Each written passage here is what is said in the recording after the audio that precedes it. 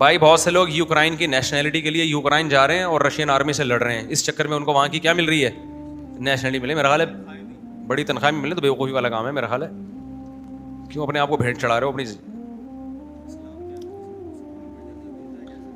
دیکھو یہ بڑا پیچیدہ مسئلہ ہے کہ اسلام کیا غیر مسلم ملک کے لیے لڑنے کی اجازت دیتا ہے کہ نہیں دیتا. یہ ایسا ہی ہے جیسے آپ کسی غیر مسلم کے یہاں چوکی داری کر رہے ہو, تو جب اس سے ایگریمنٹ ہوگا تو پھر تو چوکی داری کرو گے نا. تو جب کوئی اسٹیٹ ہوتی ہے چاہے مسلم ہو یا غیر مسلم ہو, لیکن جب مضبوط اسٹیٹ ہے وہ, تو پھر اس کی فوج میں جاب بھی جائز ہے. ہاں اس کے لیے یہ جائز نہیں ہے کہ آپ کا ملک کسی ظلمن کسی ملک پہ چڑھائی کرے, پھر آپ کے لیے اس ملک کی اطاعت جائز نہیں ہوتی. لیکن عام طور پر ایسا کرتا کون ہے, وہ تو پھر ظلمن ہو یا عدلن ہو وہ سب کر رہے ہوتے ہیں. تو دفاع کی حد تک کسی ملک کی آرمی میں اگر کوئی مسلم بھی ہے تو وہ شرعن جائز ہے. اگر کوئی مضبوط ریاست ہے تو ایک چوکیدار کی حیثیت سے وہ ہوگا.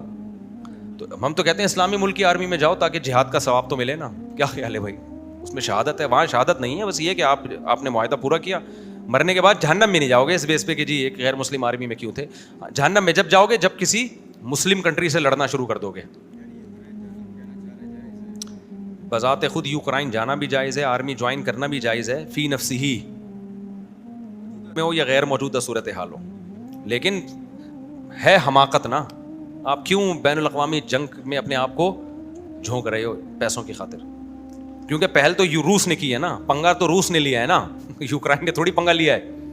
پہل کس نے کی ہے, روس نے چڑھائی کی ہے. تو وہ چڑھائی میں غلط ہے بھائی, کیوں چڑھائی کر رہے تھے. باقی روس کے پاس اپنے دلائل ہیں کہ میں نے اس لیے چڑھائی کی ہے کہ میں نہیں چڑھائی کرتا, نیٹو کا حصہ بن رہا تھا. نیٹو کا حصہ بن جاتا تو نیٹو کی فوج یہاں کے بیٹھ جاتی تو مفتی طارق مسعود صاحب تیرا باپ سنبھالتا اس فوج کو. اب رشیا والے اگر میرا بیان سنیں گے ترجمہ کر کے تو ان کے پاس یہ جواب ہے.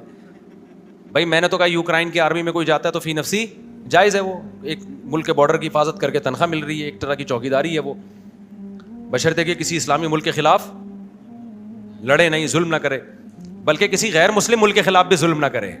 یہ بھی شرط ہے. اگر غیر مسلم پہ ظلم کرتا ہے تو بھی تو کہاں سے جائز ہو گیا.